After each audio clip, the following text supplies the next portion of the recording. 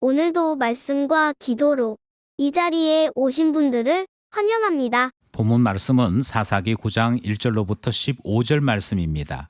권력에 대한 욕망의 대물림. 지금부터 본문을 읽겠습니다. 사사기 9장. 여룻바알의 아들 아비멜렉이 세겜에 가서 그의 어머니 형제에게 이르러 그들과 그의 외조부의 집에 온 가족에게 말하 이르되, 청하노니 너희는 세겜의 모든 사람들의 귀에 말하라. 여룻바알의 아들 70명이 다 너희를 다스림과 한 사람이 너희를 다스림이 어느 것이 너희에게 나으냐. 또 나는 너희와 고륙임을 기억하라 하니, 그의 어머니의 형제들이 그를 위하여 이 모든 말을 세겜의 모든 사람들의 귀에 말하매, 그들의 마음이 아비멜렉에게로 기울어서 이르기를 그는 우리 형제라 하고, 바알브리 신전에서 은 70개를 내어 그에게 주매, 아비멜렉이 그것으로 방탕하고 경박한 사람들을 사서 자기를 따르게 하고, 오브라에 있는 그의 아버지의 집으로 가서 여룻바알의 아들 곧 자기 형제 70명을 한 바위 위에서 죽였으되, 다만 여룻바알의 막내 아들 요담은 스스로 숨었으므로 남으니라. 세겜의 모든 사람과 밀로 모든 족속이 모여서 세겜에 있는 상수리 나무 기둥 곁에서 아비멜렉을 왕으로 삼으니라. 사람들이 요담에게 그 일을 알림해 요담이 그린심산 꼭대기로 가서 서서 그의 목소리를 높여 그들에게 외쳐 이르되, 세겜 사람들아, 내 말을 들으라. 그리하여야 하나님이 너희의 말을 들으시리라. 하루는 나무들이 나가서 기름을 부어 자신들 위에 왕으로 삼으려 하여 감람나무에게 이르되, 너는 우리 위에 왕이 되라 하매, 감람나무가 그들에게 이르되, 내게 있는 나의 기름은 하나님과 사람을 영화롭게 하나니 내가 어찌 그것을 버리고 가서 나무들 위에 우쭐 대리요 한지라. 나무들이 또 무화과 나무에게 이르되, 너는 와서 우리 위에 왕이 되라 하매, 무화과 나무가 그들에게 이르되, 나의 단 것과 나의 아름다운 열매를 내가 어찌 버리고 가서 나무들 위에 우쭐 대리요 한지라. 나무들이 또 포도나무에게 이르되, 너는 와서 우리 위에 왕이 되라 하매, 포도나무가 그들에게 이르되, 하나님과 사람을 기쁘게 하는 내 포도주를 내가 어찌 버리고 가서 나무들 위에 우쭐 대리요 한지라. 이에 모든 나무가 가시나무에게 이르되, 너는 와서 우리 위에 왕이 되라 하매, 가시나무가 나무들에게 이르되, 만일 너희가 참으로 내게 기름을 부어 너희 위에 왕으로 삼겠거든 와서 내 그늘에 피하라. 그리하지 아니하면 불이 가시나무에서 나와서 레바논의 백향목을 사를 것이니라 하였느니라. 본문 해석입니다. 사사 기드온은 그의 인생 후반부에 들어서면서 매우 타락하게 됩니다. 그는 그 자신을 영웅으로 스스로 취급하지요. 그리고 이스라엘 안에서는 결코 용납되지 않았던 왕으로 그 자기 자신을 표현합니다. 그것이 아들의 이름에도 등장을 하는데요. 아들 이름을 아비멜렉이라고 지었죠. 뜻이 무엇이냐면 나의 아버지는 왕이시다, 이런 뜻인데요. 아들의 이름을 통해서 왕이 되고자 하는 마음들이 표출된 것을 확인할 수가 있습니다. 자기 자신을 그렇게도 높였던 그가 마침내 죽음을 맞이하게 됩니다. 오늘 본문은 기드온이 죽고 난 다음에 그의 아내와 가나안 첩에서 태어나게 된 그의 자녀들 사이에 일어난 사건을 소개하고 있습니다. 이것은 기드온이 처음과 달리 중반 이후의 삶이 얼마나 타락되었고 교만했는지를 알려주는 동시에 그에게서 태어난 자녀들 사이에도 그의 욕망이 어떻게 가정의 파탄과 이스라엘 전체의 타락을 가져왔는지를 설명하는 말씀이 됩니다. 본문 안으로 들어가 보겠습니다. 첫 번째 문단은 1절로부터 3절입니다. 아비멜렉이 기드온의 후계를 탐하다 하는 내용이지요. 기드온이 가나안 여인에게서 아들을 낳게 됩니다. 그것이 가나안 첩에게서 낳은 아들 아비멜렉입니다. 성경은 여기서 아내와 첩을 구분하고 있습니다. 그의 아내에게서 자녀 70명을 낳았다라고 되어 있는데, 이 말의 의미는 아내가 한 사람이 아니었다 하는 것을 알 수 있습니다.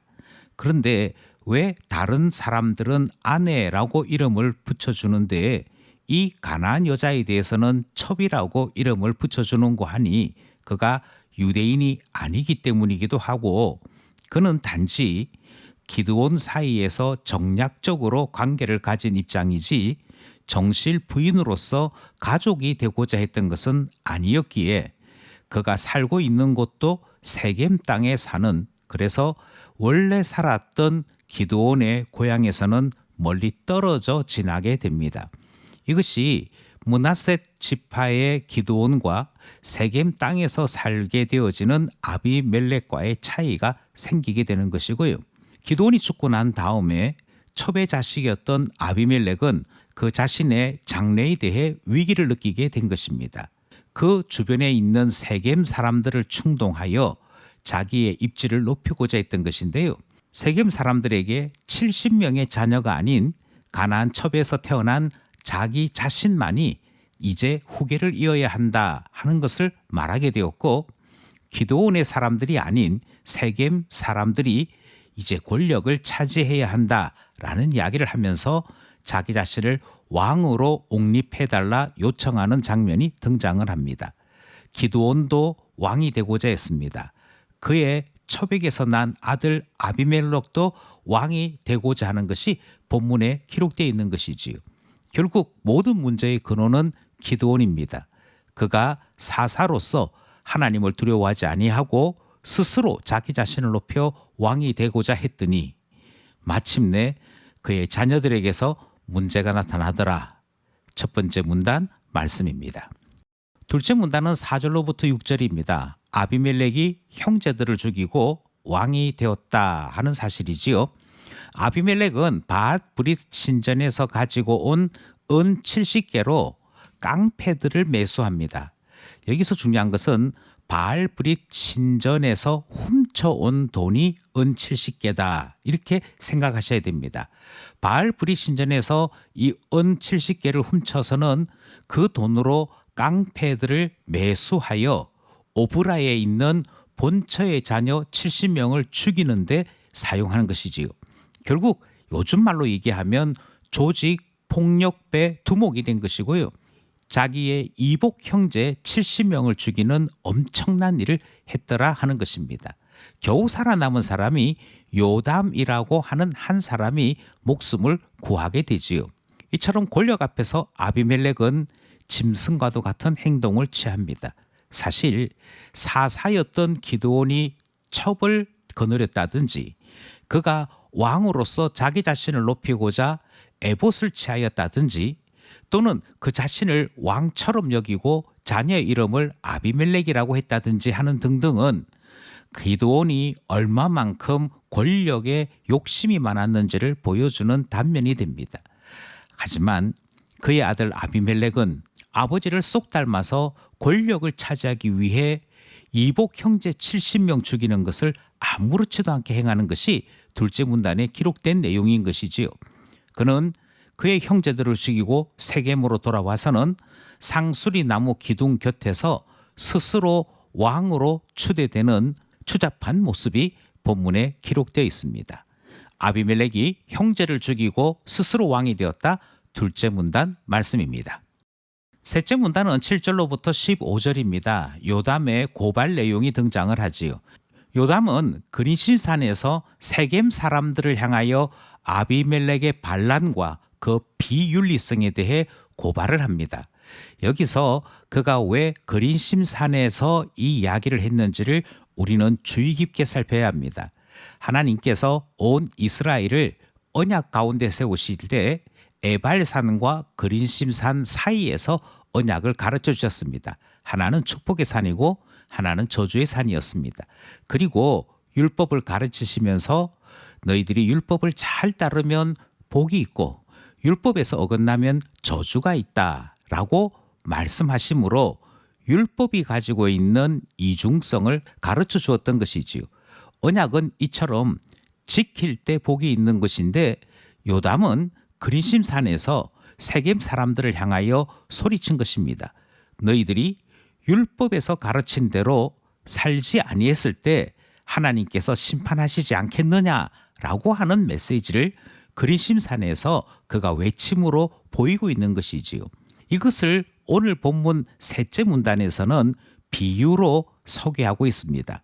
먼저 감람나무, 무화과나무, 포도나무에게 기름을 붓겠다. 그러니까 왕으로 세우겠다 했더니 이들은 다 자기 자신들의 일이 있으므로 왕이 될 수 없다 거절하는 내용이 등장합니다. 그런데 반면 가시나무는 나의 그늘에 질든지 내 가시에 찔리든지 하게 될 것이다. 그리고 만약 나에 대해서 반대하거나 따르지 않는 자는 불을 내어서 태워버릴 것이다 라고 강한 저주와 음포로 그들을 위협하는 모습이 그려져 있습니다. 여기에서 가시나무는 당연히 그의 형제 70명을 죽였던 아비멜렉을 두고 이야기하는 것이고요. 요담은 홀로 살아남았으면서 하나님의 법정에 그를 고발하는 내용이 여기에 나타난 비유 이야기인 것입니다. 요담이 하나님 앞에서 그의 형제 아비멜렉을 고발했다. 셋째 문단 말씀입니다. 말씀을 따라 기도하며 결단해 봅시다. 첫 번째 기도 제목은 기도원을 생각하면서 함께 기도하고자 하는 것이지요. 육신의 정욕에 빠지게 되면 영적인 지혜와 판단력이 다 무너집니다.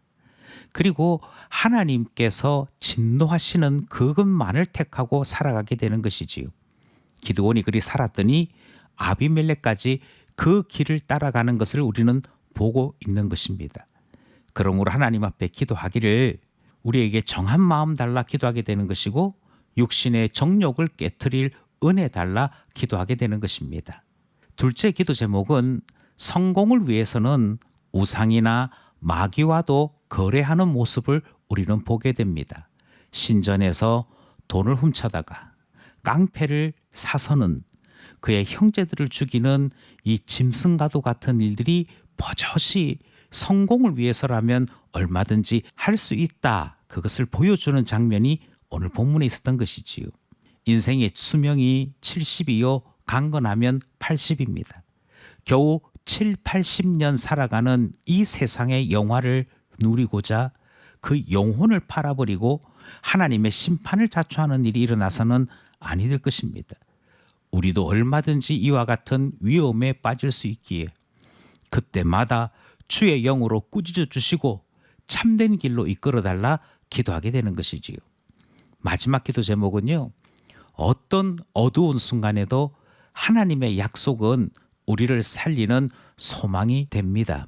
비록 그의 형제들이 다 죽었다 할지라도 비록 세겜 사람들이 아비멜렉의 편에 붙어 있는 고향 사람들이라 할지라도 요담은 하나님의 언약에 의지하여 소리치는 모습을 보았던 것이지요. 우리 또한 하나님 언약의 말씀 의지하는 신자 되어야겠습니다.